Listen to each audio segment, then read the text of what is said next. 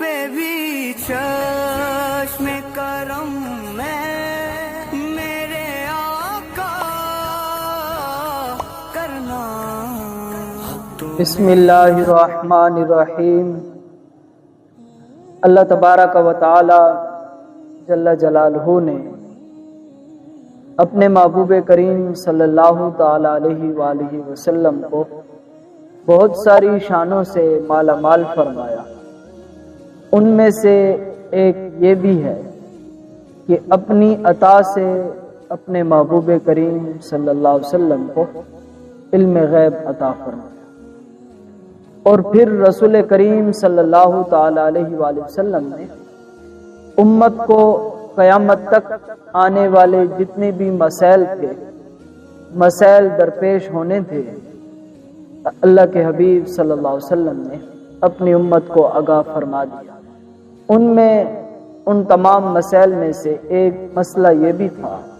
ختم نبوت کے حوالے سے، تو رسول پاک صلی اللہ علیہ وسلم نے کتنے صدیاں ما قبل اپنے صحابہ کرام کو یہ بتا دیا۔ تو ان مسائل میں سے ایک پیشن گوئی مصطفیٰ صلی اللہ تعالی علیہ وسلم یہ بھی ہے، جس کو امام بخاری رحمۃ اللہ تعالی علیہ نے کتاب المناقب کے اندر باب باندھا ہے، باب علامات النبوہ، اور بخاری شریف کی حدیث پاک کا نمبر ہے 3413۔ عن ابی ہریرہ رضی اللہ تعالی عنہ عن النبی صلی اللہ تعالی علیہ وآلہ وسلم، حضرت ابو ہریرہ رضی اللہ تعالی عنہ سے یہ حدیث پاک مروی ہے۔ آپ فرماتے ہیں کہ اللہ کے رسول صلی اللہ علیہ وسلم نے ارشاد فرمایا، لا تقوم الساعۃ حتی ابعث، فرمایا اے میرے صحابہ سن لو، اس وقت تک قیامت نہیں آ سکتی جب تک دجالون کذابون قریبا من 30 کلہم یزعم انہ رسول، فرمایا اس وقت تک کہ دجال اور کذاب 30 کے قریب جھوٹے مدعیان نبوت نہ آ جائے،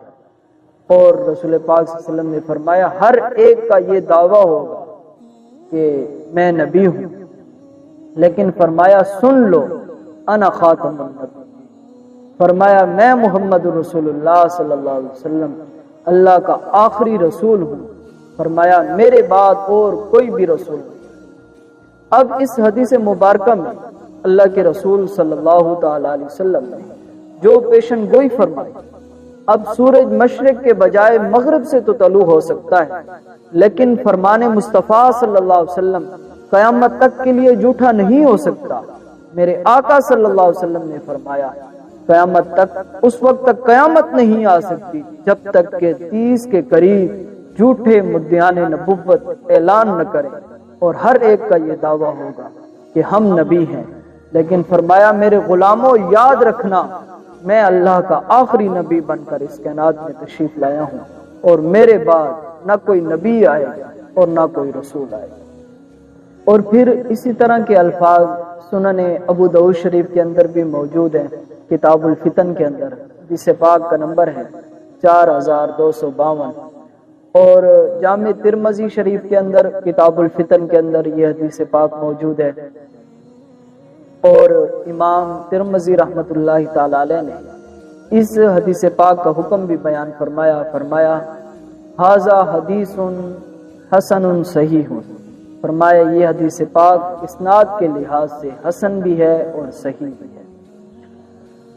اور سنن ابن ماجہ کے اندر بھی یہ حدیث پاک موجود ہے۔ ان ثوبان رضی اللہ تعالی عنہ قال قال رسول اللہ صلی اللہ علیہ وسلم، حضرت ثوبان رضی اللہ تعالی عنہ سے یہ حدیث پاک مروی ہے۔ آپ فرماتے ہیں کہ اللہ کے رسول صلی اللہ تعالی علیہ وآلہ وسلم نے ارشاد فرمایا، وَإِنَّهُ سَيَكُونُ فِي أُمَّتِي كَذَّابُونَ 30 كُلُّهُمْ يَزْعَمُ أَنَّهُ نَبِيٌّ۔ آقا نبی پاک صلی اللہ علیہ وسلم نے ارشاد فرمایا کہ میری امت میں 30 جھوٹے مدعیان نبوت پیدا ہوں گے،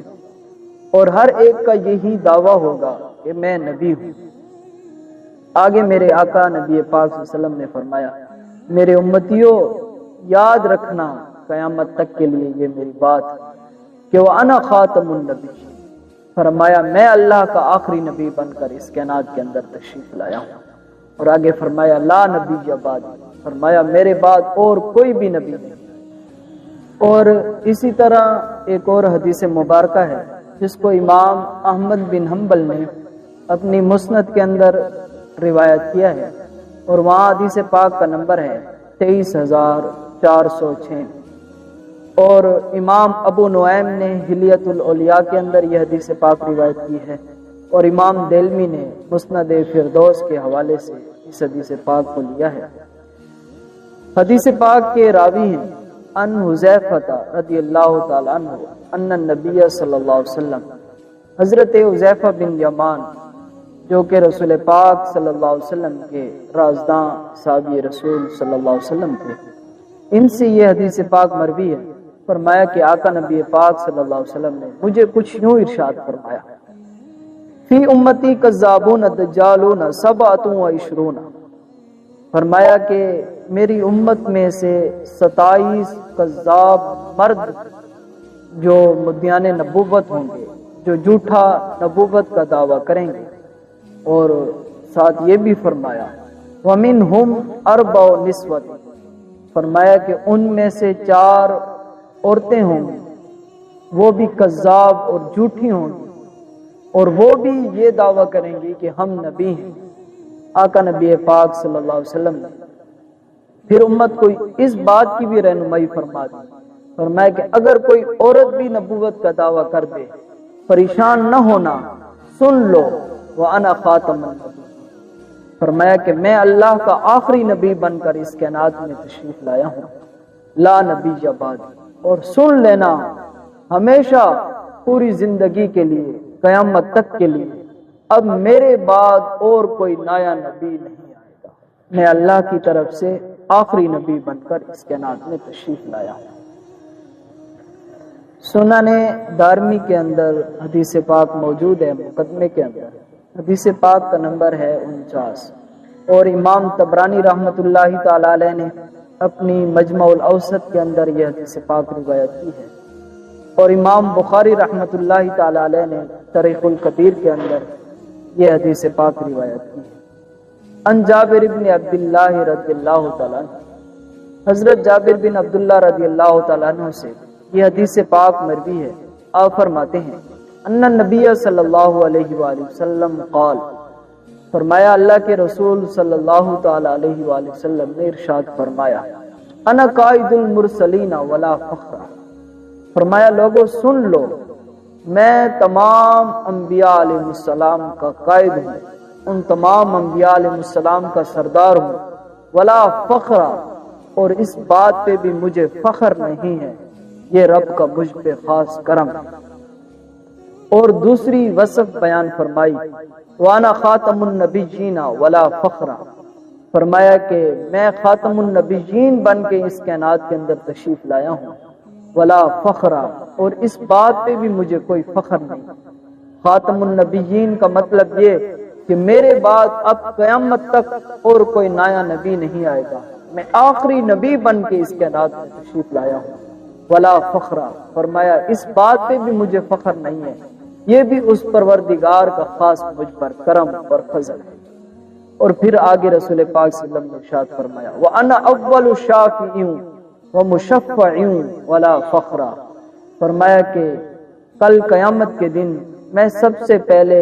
اپنے پروردگار کے ہاں شفاعت فرماؤں گا، اور سب سے پہلے میری شفاعت قبول کی جائے گی، ولا فخر، فرمایا اس بات پہ بھی مجھے کوئی فخر نہیں ہے، یہ بھی اس پروردگار کا مجھ پر خاص کرم اور فضل ہے۔ گویا اس حدیث پاک سے یہ معلوم ہوتا ہے کہ اللہ کے نبی صلی اللہ علیہ وسلم سب سے آخر پہ اور خاتم النبیین بن کے اس کائنات کے اندر تشریف لائے ہیں۔ صحیح بخاری شریف کے اندر حدیث مبارکہ ہے، یہ حدیث مبارکہ متفق علیہ حدیث پاک ہے،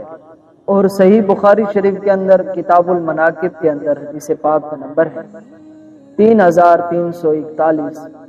اور مسلم شریف کے اندر کتاب الفضائل کے اندر بھی موجود ہے،